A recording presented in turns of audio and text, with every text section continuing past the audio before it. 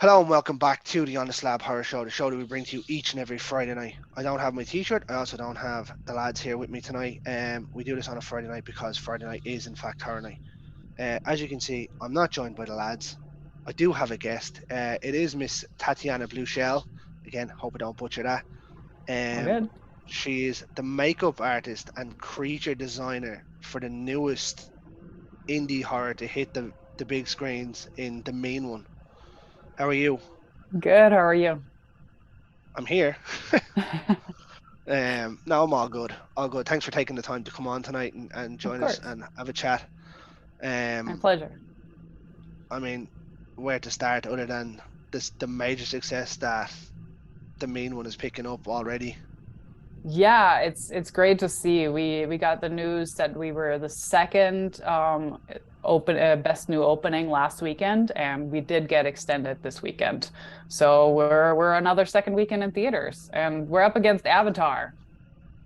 I mean, you know, Is Avatar out this week? Is it? Avatar is coming out this weekend. So, everybody that, I mean, I love James Cameron and great work, but if anybody hates Avatar, we're the alternative. Come see our film. Support Me. us. Support the little indie movies, not the $2 billion movies. Support Do you the know little what? guys. Avatar was pretty much three movies mashed into one. Don't get me wrong. I'm not slandering it. I enjoyed it when I seen it in the cinema. After that, I've watched it once more since then, and I'll probably never watch it again. Um, But here we have another indie movie running against um, a major player in the game. Really, like obviously the main one stars David Howard Thornton, um, who had quite a bit of success with his indie movie that ran against Halloween a Yeah, couple of yeah, weeks ago in Terrifier 2. yeah. So They like it did pretty shows that good.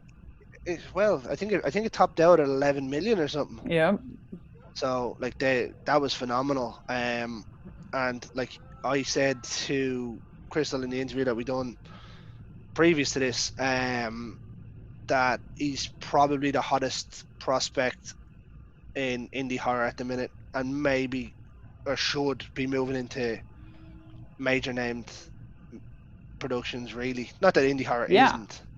I mean, I've heard people say he's like, the new Doug Jones. I mean, Doug Jones is still around, obviously. I mean, Doug Jones is phenomenal, but I mean, he's such a great creature actor. I mean, he's so Absolutely. talented with his physicality. Um, that I mean, in Art the Clown, he doesn't say like in Terrifier, he doesn't say a single word, and in our movie, as the mean one, he says a few little things or grunts and stuff, but everything is out of his physicality and his movement and his facial expressions, and that's what makes him a phenomenal actor. I absolutely loved Terrifier, and the fact that he didn't say anything was perfect. Yeah, Obviously, I don't want to dwell too much on Terrifier because it's a different movie. But I was running the comparison that you're running against a major player, but it's great to see for indie horror that it's making it to cinemas now. Now unfortunately, it's not over here, so I can't even say that I've seen it yet. it Um, will come. It will come. I'll gladly watch it. I'll watch anything. But like running indie horror against big movies and them being successful, like theoretically, I say Terrifier shouldn't have got as long as it did in the cinema by the name or just because of what it was, and the success of it was phenomenal and it's great to see. I'm Yeah. hoping the same for this movie because it Well, means we might get it quicker. Terrifier was the second one, so the first one wasn't like this, but now they have a built-in audience, and fingers crossed, maybe we can get the mean one too going, and then we have that built-in audience just like Terrifier. Yeah, And David's fans obviously have been incredibly supportive. Like all of them have been like, we got to watch David and his new film, and so thanks to all the Terrifier fans that have been supporting David and our little project. believe believe it or not, Carl, one of our other co-hosts who isn't here tonight, got the trailer was actually posted into one of the Terrifier fan pages. He sent it Yeah. on to me and he was like, "Have a look at this," and he was like, "Does that look familiar to you?" And I was like, he's like, it's David Howard Thornton. I was like, no. I was half asleep watching. I was like, what is this? Obviously, I'm not going to mention the other movie because um of what it's based on. Well, And you know, everybody know there's a big green creature that it's based on, who but does not like Christmas? Who does not who like does not Christmas? like Christmas and Uh, who's a very mean one. He's a very it's mean a good one. one. I absolutely love the play on words. Um, Yes.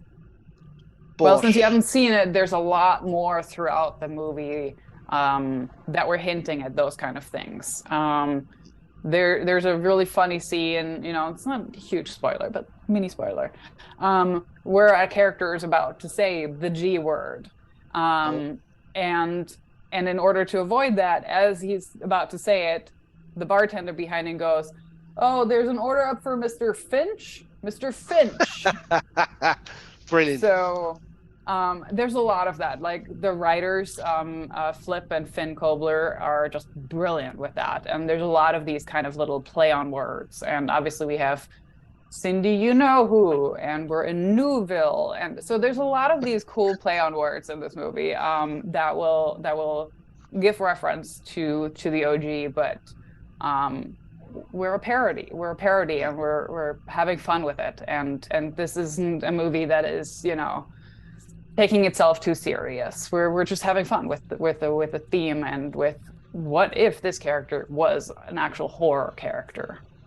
And I mean, we're seeing that quite a bit now. In coming out, obviously, we have Winnie the Pooh, Blood and Honey coming out because obviously Yeah. that's not. It's gone into the public domain. And then Bambi. I'm led to believe there's a Bambi one coming out. I'm Mm-hmm. not sure how that's gonna work though because that's still in Disney's domain. So yeah, I don't know. I Uh, mean, I don't know if they're coming somebody getting around sued for that. with the same loophole of like the parody. I don't know. I mean, that was our version of it, is because it's a parody, you can do it. Uh, So I don't know. you just can't mention it. Yeah, but I Um, mean, I think they're mentioning the name Bambi, so I don't know well, where the well, somebody might get sued for that. Um, I'll leave that to somebody else. That's somebody else's problem. As long as yous don't by anything that we do, it's not too bad. But as I says, you were the makeup and creature designer for this, so you actually worked closely yes. with David to get him Yes. into character and gear. Yes, he's an absolute doll. I mean, he's such a pleasure to work with, one of the nicest people around. I always said, he might be the mean one, but he's actually really not the mean one. He's the nice one. Um, and yeah, it was fun. Like how much work went into getting him into gear.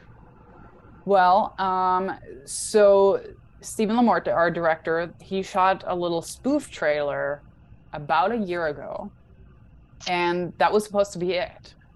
And then people were like, "Oh, when is this coming out?" And he's like, "Oh crap, I have to actually like turn this into a movie."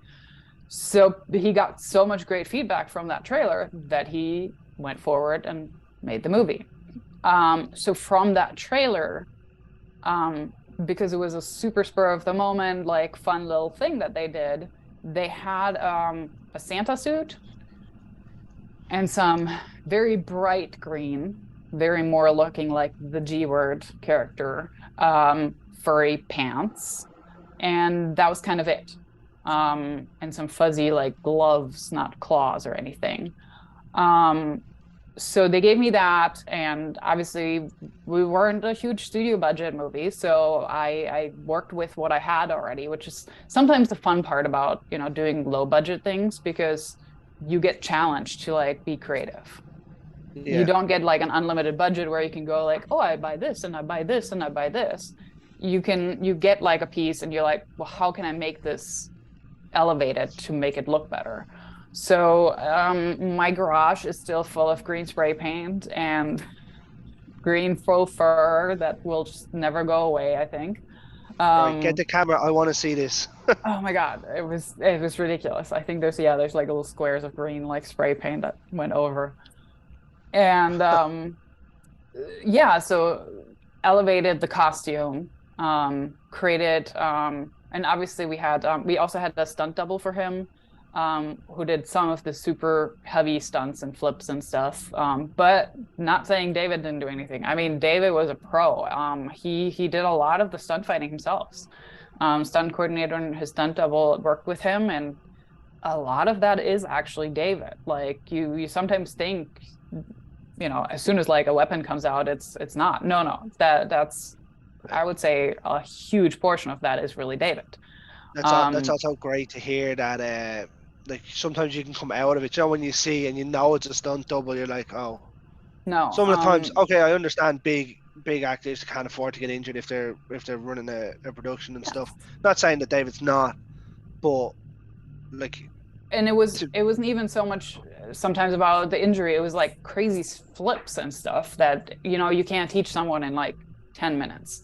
yeah, So the all the stunt fighting and like stuff, a lot of that is coordinating David stuff. because that's coordinated and that's just choreographed.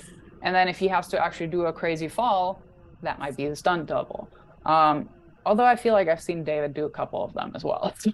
So I Again, really like it's hard to tell even for me, even though I was there. I'm like sometimes thinking, I was like, was that him? I think that was him. I'm like, I feel like that was him doing this.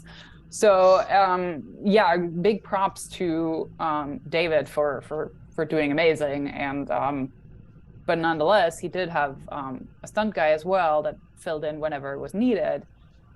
So in order for them to not be completely naked when they had to switch off costumes because we only had one. I also created like a bodysuit for them underneath, like a green bodysuit. So that way they can quickly take off the big Santa belly that was stuffed and the Santa suit and the hat. And then they each had their own wigs. But that way we could do quick changes if we needed to. Um, and yeah, it was great. It was and then the prosthetics.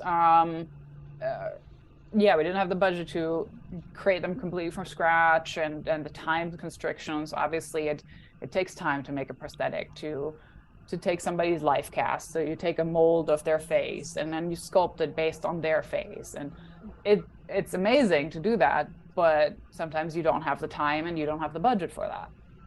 So we found these prosthetics and they were, I want to say they're called Grouch. Oh Jesus, So somebody else that got around things. And that sounds like something you order off Wish. yeah. And they were great. Like, I mean, they had great edges. They blended really great, and you couldn't see where they ended and where they stopped. Um, we did have a little issue with the nose. Both David and his stunt double don't have huge noses, but they have normal sized noses, and I don't know whoever modeled for that nose for that piece had like the tiniest nose. Oh, it was like So a I had to child or like something, was it? carve out like a nose for them inside the prosthetic. Oh Jesus, no. So that was pretty funny. And of course there was no nose holes. So both of them were like mouth breathing.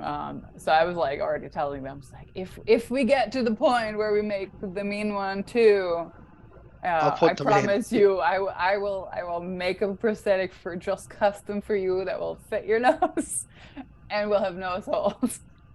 I mean, like looking at that, it's all well and good. You see it in so many movies over the years that have started. Like you take easily the most famous one is Halloween, um, or That Scream. Like was Halloween, they got a William Shatner mask, William cut the hair Shatner. down, and painted Yep. it white. Yep. Scream, Wes Craven went into uh, like a Halloween shop and found the Yep. mask and was like, "Need to get the rights. This is what we're going to use. Simple as that." So I mean, Yep. so finding things like that work, Yeah. and And then they can improve and change. I mean, even Jason's mask changed over the years. So it can be still the same look, but have improvements on it. So obviously absolutely, we would love to have our actors always be 100% comfortable, but sometimes it is the nature of the beast of being in prosthetics that I've done acting myself. So I've been in prosthetics that were just like, oh my God, like why am I in this? And like they're pinching or they're like pushing in the eyes or so. But after a couple of minutes, then you're in the zone and you're performing, and then you forget all about it. like I've seen behind the scenes pictures of the new Prey movie, Oh wow, where yeah. you see them in you seen I think his man's name was Dale or whatever, who played the Predator Yeah. in his prosthetics, and I'd say he must have been dead when he wasn't shooting. I'd say he was A lot dead of somewhere. weight. It's a Yeah. lot of weight. So Yeah. like for me, I couldn't do anything like that. I can't stand my hands being sticky or anything. So that wouldn't be my kind of thing. Yeah. So fair play to you being able to make it. Fair play to the actors being able to wear it, but that'd be like disaster zone for me. It's a fun Um, process. It's a fun process. Like I said, I've done it myself as an actor, and now I love doing it as a makeup artist. And it's a cool process to see the transformation. Whenever you put something on an actor, they tend to get more into character. So seeing things like I recently put old age makeup on an actress, and an actress, you know, younger, transforming into like a 60 plus lady. Well, as soon as I started putting it around the eyes, it really weighs down the eyes, and then you get like the sleepy eye look. oh, And as soon as that like started weighing down her face and made her look more sleepy and old, I saw a physical change. You see the physical change in people's behaviors. And so sometimes like when people do like a lot of CGI, that can be actually detrimental to the performance. Not so much that the CGI doesn't look good. So recently, all of the making people you look younger. What was the Irishman? like, literally anytime that gets brought up, I bring that up. So we have another show where we pick actors and we're like aging people down or up in it.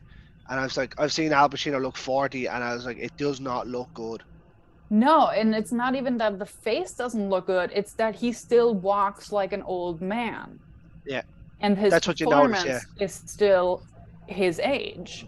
So even if you know that you're gonna do that in post and with I would have still said put some like lifts on him. So there's like these face lifts that you can like tape people's faces up a little bit and just give them like stretch them a little bit. You can put a wig on them with like no gray hair, or even put some spray in their hair to have no gray hair. I think those little changes, when you then look in the mirror and see yourself younger, you will hold yourself younger, because I've seen it the other way around, where people then act older. So even if you in post production then enhance it or redo it, that's fine. But I think it helps as an actor to be in that, to be in the character. And with David, the same thing. He's David. He's all cute and funny, and I mean, he was still cute and funny when he was bouncing around as the mean one. Um, but you see a different like physicality once he has the mask on, once he has the prosthetics on. He becomes like it changes how he holds himself. Yeah, And then you like talk to him out of character and he still has sort of that holding himself, and is still embodying the mean one more than if all of that would have been done in post. yeah. So I've spoke to a few people where they say they'll stay in character the whole time, with or without makeup on, like, um, and things like that. So I've heard and I know a few people that met him at the For the Love of Horror Con in Manchester this year, which unfortunately I didn't get over to, but they said that he's an absolute diamond, and like to see somebody like that play the likes of Art the Clown and now play the mean one, you're just looking at it going, well, how? It's the same way when you're seeing the likes of Jim Carrey play the number 23 and things like that, and Robin Williams. The embodiment that the acting ability and the embodiment that they put into character design is flawless.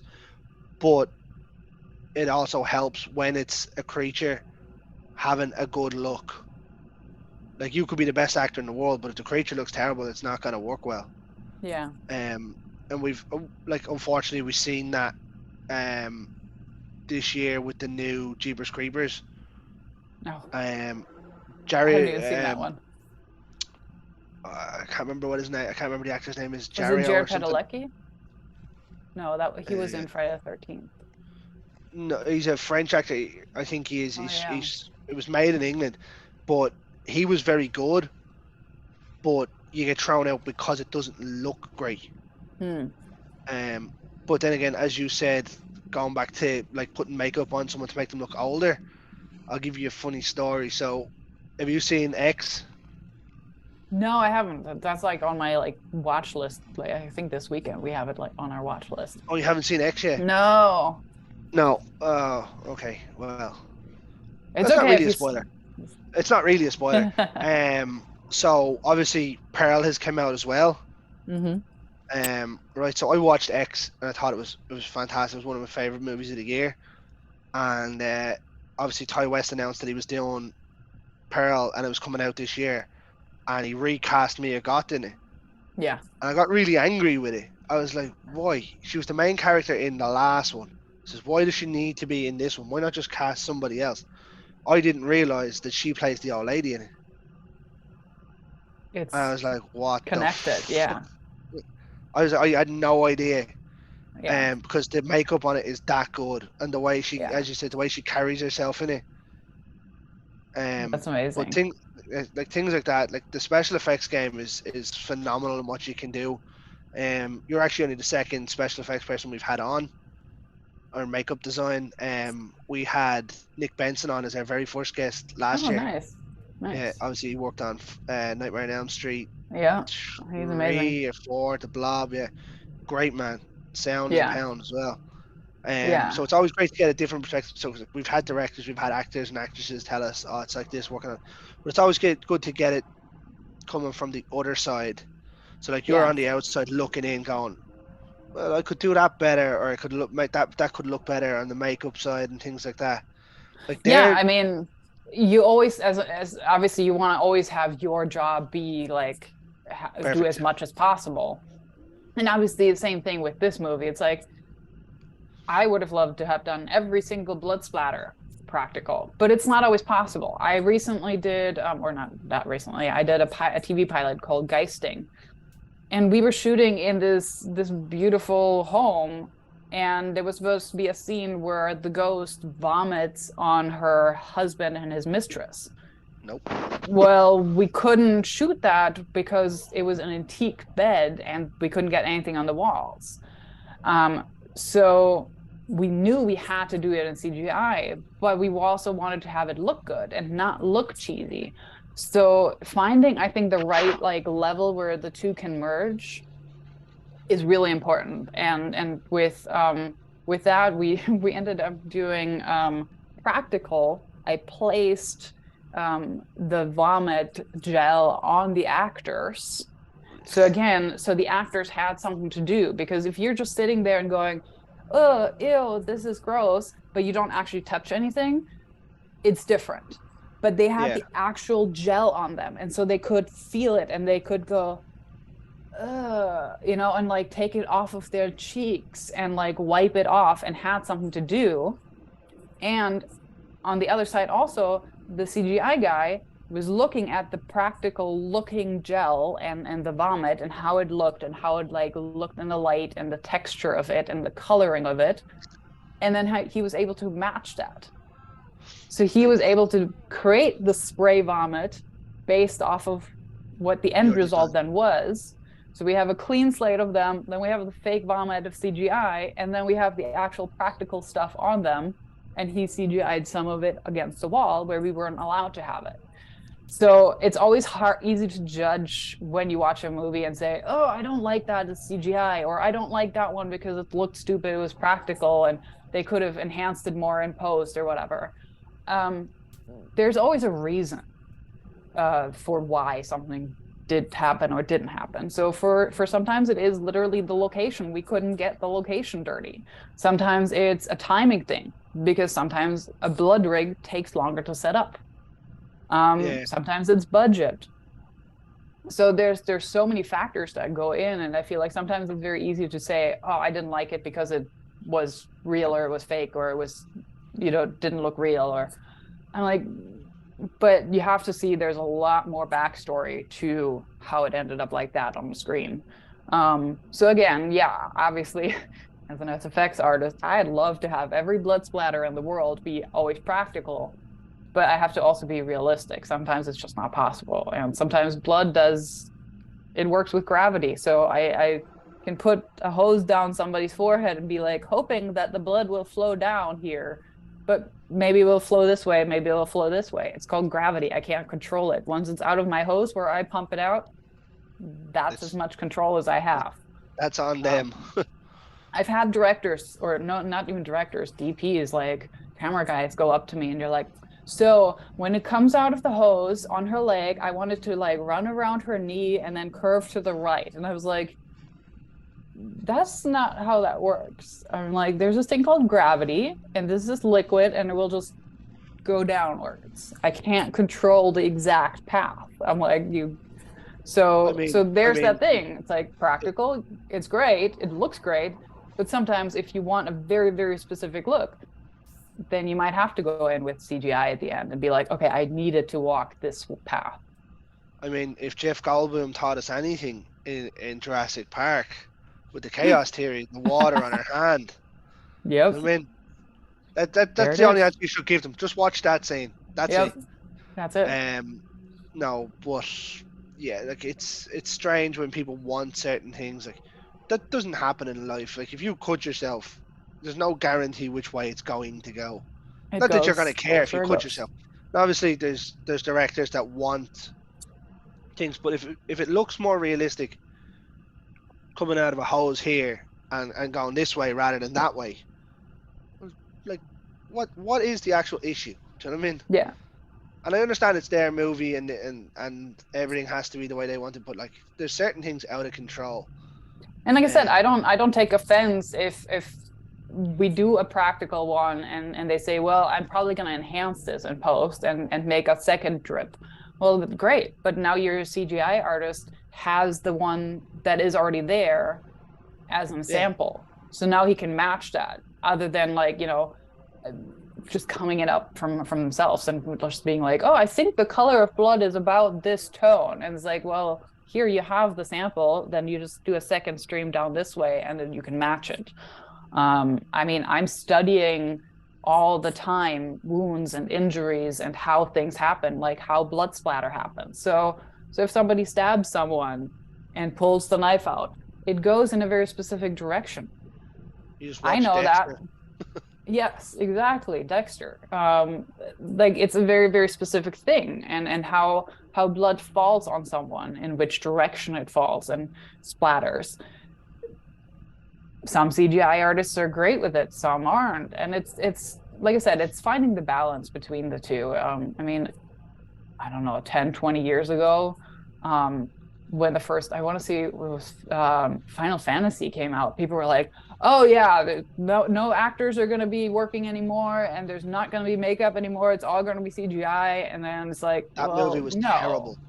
no, it's not. And I think it like went a little too far CGI and people realized, no, it looks too fake.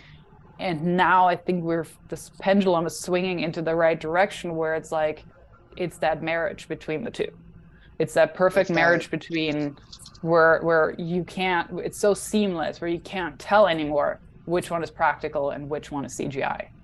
And that that's, was I think, great. the spirits within or something, wasn't it? Yes.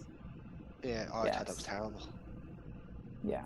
So there was, Um, there was all those rumors and they all went away and they all proved wrong because I think the marriage between the two crafts is just where the future is. like It's, obviously makeup is never going away. yeah, yourself being an artist, a makeup artist and stuff, special effects, practical is obviously more important for yourself. Yes, Um, but like I said, I do appreciate the CGI and I oh, do absolutely. love working then like I love working with someone closely and saying like, oh, they're either on set or I can email with them and say, hey, here's the idea that I have. Can we work with this in post? And that's always a really, really great thing when you have that. Yeah, Um, like Carl actually, it wasn't obviously again isn't here tonight. Wanted to know, so he's been listening to a lot of reviews about this, and the only really bad thing that keeps popping up, he says in the reviews, are the amount of CG blood. But obviously, the answer you just gave me yeah.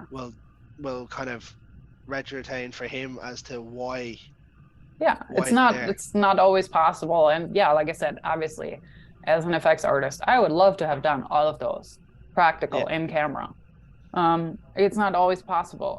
The scene that is already out, even if you haven't seen the movie, is the Santa con where all the Santas are getting killed in the diner. Well, it's also a nice, really nice diner location. We couldn't get that completely covered in blood. yeah, Um, that's you know, a practical diner, so you can't go around and splashing a shit ton of blood on the walls. You know, you have to be practical and be like, okay, which ones can we do practical and which ones do we have to enhance in post? So certain locations are just very limiting. Um, you know, people are comparing it to Terrifier. And I'm like, well, you can't compare the two. First of all, like, it's such a different thing. The one is like a straight up horror, and ours is a parody. So completely different worlds. And we weren't in locations like Terrifier had these like, you know, a contained like warehouse. Great. I can do all kinds of blood against the walls in a warehouse. We were in a practical diner. You can't, you know, you were in a warping there's diner. yeah, so there's stuff that you can't get dirty. So you work on things. So my co makeup artist on this, our makeup department head who did all of the beauty makeup and all of the wounds and gashes on people. Ashley Teal, phenomenal as well, and she did all of the gashes. So you have the real gashes on people when they got killed and when they got smashed and stabbed and slashed. Um, because those ones we were able to put on the actors, and then the actors could lay somewhere and be dead. Well, spraying against the walls, we can't do that. So again, you find the balance of let's push as much as we can and put as much practical as we can in there. Yeah, I mean, if you have a huge budget and even a cleaning crew behind you that can clean up everything after, great. We could have done all of that practical. We didn't. Um, you know, there's a moment where it's on the kitchen floor some blood. Great. The kitchen floor is like easy to clean because it's a kitchen floor, so it has to be easy to clean. Great. So then we can smear real blood on the floor. Well, real fake blood. But that was real because we were able to clean it really quick after, and it wouldn't stain the floor, it wouldn't leave anything permanent. So yeah, so I say to all the critics out there, there's a reason for this. Um, you know, we were a very, very low budget movie that we weren't even thinking that we would get to theaters. So it's amazing that we got this far. And yeah, if you're a critic out there and saying, "Oh, this looked too fake," it's like, well, come on, like we're not Avatar. We don't have a $2 billion budget to make absolutely every CGI and every practical thing look 100% perfect. But we still all put our best effort and our heart and soul in this project, and we had so much fun doing it. And it was a great, great team, amazing cast, amazing crew, and everybody gave their hardest. And we shot this whole thing in 14 days. Come on, not What like, more you know, could you 20 actually years want? as Avatar. Do you know what I mean? What more could you want? You've got people plying their trade and doing the best they can with what they have. Exactly. Now, you brought up a very valid point there. People are going to compare this to Terrifier, obviously because the main protagonist is the same person. Obviously not the same character, but the same actor. And of course, both being indie horrors. But I brought this up in the previous interview. I said Terrifier is different because like art isn't a monster. Okay, he's a horrible fucker, but he Yeah. could be just a human going around killing people, right? The main one is a legitimate monster. It's a creature feature parody. Yeah. Great. So you go in there and you leave your mind at the door and go, let's just go have fun and enjoy this. Yes. So I mean, I find critics this kind of movie is going to draw a lot of hate from them kind of critics, and it was always going to whether you had a $2 billion budget or whether you had a 20 grand budget, because it's always going to be compared to whatever else is there before it. I'm trying to watch my Exactly. words. Do you know what I mean? And it's not really fair. You should, if you're a critic, you should go in and watch the movie as a movie on its own. Yeah. It's the one reason like I'll never really go with Rotten Tomatoes ratings or something. Like I had a quick look at the ratings for this before I came on. And I Well, didn't. that's why we need everybody that has watched the movie and enjoyed it. They need to go on Rotten Tomatoes and give us I some was, I thumbs was getting up. to that. Yes, we need some help. But it wasn't like I don't like the rating wasn't fair. Like, do you know what I mean? Yeah. And if you ever actually go on to Rotten Tomato, a lot of them, like we used to do a different show where we'd actually review films and look at the Rotten Tomatoes. Like horror films, a lot of the bad reviews. I don't like horror films. Don't fucking review it then. Yeah. Do you know what I mean? You're I don't, going I in don't with like I that. don't like sharks, so I gave Jaws a 1 star rating. Get a grip. Yeah. Do you know what I mean? I don't like clowns, so I didn't like Terrifier. I didn't like it. Don't watch it then. Yeah. Do you know what I mean? Don't ruin it for someone else that will go off the ratings. Yeah. Do you know what I mean? A lot of people put hard work into it. If you don't like the Yeah. fucking genre, don't watch it. Yeah. I've heard people are like, "Oh, it's not that scary." And it's like, "We're not a horror movie. We're a horror comedy." It'll be So, what's it called? It's called black horror, really, isn't it? yeah, and it's like Yeah, and we also have some love in there. So there's a little love in there. So the newest term that we've coined now was Hallmark horror. yeah, yeah. So, you know, I it has like a that. little That heart could and take it has a off. little horror and it has some laughs, it has, you know, a jump scare or two, but it's not a slasher movie. Terrifier is Yeah. a slasher movie. It has a lot of blood. That's what we people want to see when they go into that.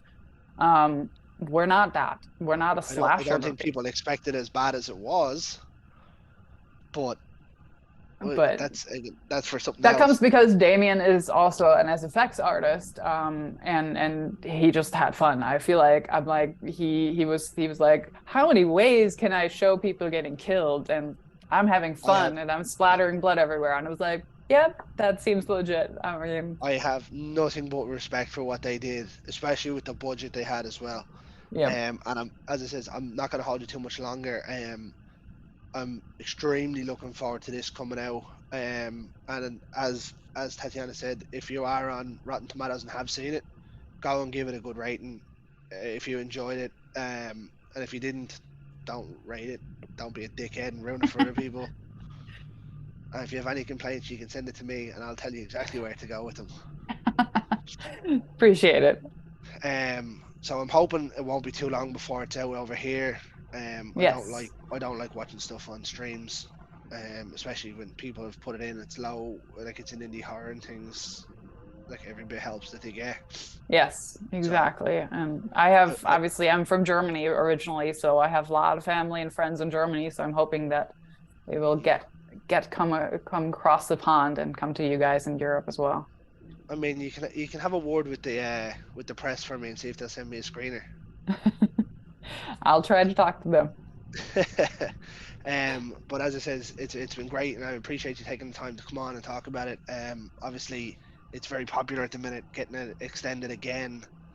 And hopefully it takes off like Terrifier did and lasts the 4 to 6 weeks in the cinema, especially around That'd be great. Christmas. Yeah, that'd be great to get it Like, through Christmas at least. well, look, what we're talking, you get through next weekend and the weekend after. Then We're extended through the 22nd right now. So if we it'd be do good nice. until the 22nd, then we can maybe make it through Christmas weekend. So Yeah, that'd be great because, like, let's be fair, you're obviously a horror fan, and I'm a horror fan. There's never really horror films in the cinema at Christmas, yeah, yeah, and like, I like seeing horror films in the cinema. They're great, the atmosphere and everything else, even if it's a parody. Do you know what I mean? yeah, Like, it is what it is. yeah. And just have some laughs. And you know, life's been tough over the last couple of years with everything that's been going on in the world. And our movie is just some silly movie that you can have fun with and grab a bucket full of popcorn and grab some Leave your friends and mind at the door. laugh. Yep. Yeah, but as I says, I want to thank you for your time to come on tonight. Thank Um, you. I know it's mid afternoon to evening time for you. It's getting close to bedtime for me. But this was about the main one. This is the creator of the main one. So when you see it and you appreciate it, you know where it came from. Thank you so much.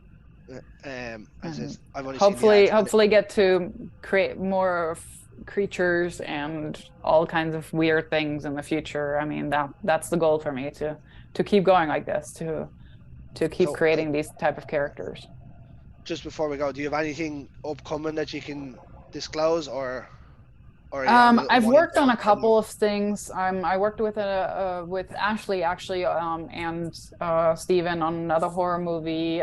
Can't really say much more about it. It's another horror flick. I Well, think it will whenever come out sometime next year, maybe. But I'm not 100% sure on that yet. And I mean, there's always stuff in the works. I have projects that I'm planning on working on with my husband. My husband writes and directs as well, so we have our own things. We wanna get our own horror movie going too, where we already have a creature that I created that is kind of the oh, inspiration. So hopefully we can get that going. And the success of movies like Terrifier and The Mean One just shows that people are supportive of indie horror films, and you don't need $1 million budget to create something that is good and that will bring some joy to people, and bring some memorable moments. And I was on another podcast and I said, even if there's just one moment that you'll remember um, from a movie, that's all you need. Like that's what counts for me as a filmmaker, as a creative. If there's one cool moment that you're like, oh, that was a great moment, even if you forget the rest of the movie and you're like, oh my God, remember in that movie that happened? That's something cool. Like the fact that your work gets implanted in someone's brain for how long. I yeah, mentioned a horror movie that is like a German Italian horror movie that nobody's ever heard of, and there's one moment in there that where the mom tells the girl to buckle her seat belts, and even when the seatbelt sign goes off, she shouldn't unbuckle. She should keep it buckled and just loosen it. And promptly, everybody on the plane and the plane crash dies, and she's the only survivor because she had her seatbelt buckled. Oh my God, I saw that movie in probably like the late 80s, early 90s. It's a movie from the 70s. That one moment stuck with me. I will not ever unbuckle myself in a plane unless I have to go to the bathroom. But I keep the yeah. seatbelt buckled and just loosen it a little bit. It's such a weird thing, but that stuck with me. And I think that's the coolest thing as a filmmaker. You affect somebody's life. You make a little change in their life because they remember something out of your work. I mean, I have like what started as an indie movie has now become a very big cult classic in Dog Soldiers. Nice. I don't know, have you ever seen it? No, I haven't. No, I have to. it's a British werewolf movie Ooh, I like where that. it's the army versus the werewolves in Scotland in the Highlands. But Oh, that's it doesn't awesome. like it doesn't start out like a werewolf movie, if you know what I mean. It starts out, it's very like Dusk Till Dawn in that kind of Ooh, way I like where that. if you haven't seen the box and it just comes on, you're gonna go, okay, it's an army movie. But there's a couple of lines in that I use quite regularly in everyday life. You know Yeah, what I mean? And that's become thing. Like I'd have that above American Werewolf in London as the yeah. best werewolf movie ever. Oh yeah. That's how I good it mean, is. Rick Baker. No, Amazing. I'd have Dog Soldiers higher. Oh yeah. Yeah. But like it's just them kind of things. Like so, indie horror does work Yeah, yeah. when it's It done does. right. Oh yeah. Obviously, some people just throw stuff together, but we won't get back into that. What I'll do is I'll give you a quick question before you go. Give me your Yes. top five horror movies. Ooh. Um, Now this is well, proper off the cuff. yeah, I was asked like about my top horror movies the other day, and it's tough because some of them aren't necessarily horror movies, but Oh, are kind they of don't more even have like, to be in order. well, I was not necessarily that I love it that much, but that it really, really creeped me out. Paranormal Activity, like the first one, was really freaky.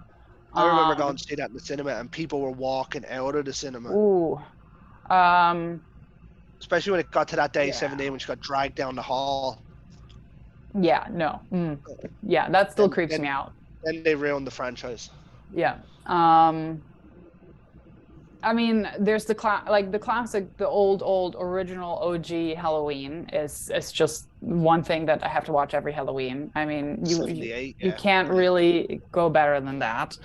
Um, I also enjoy weird ones like From Beyond.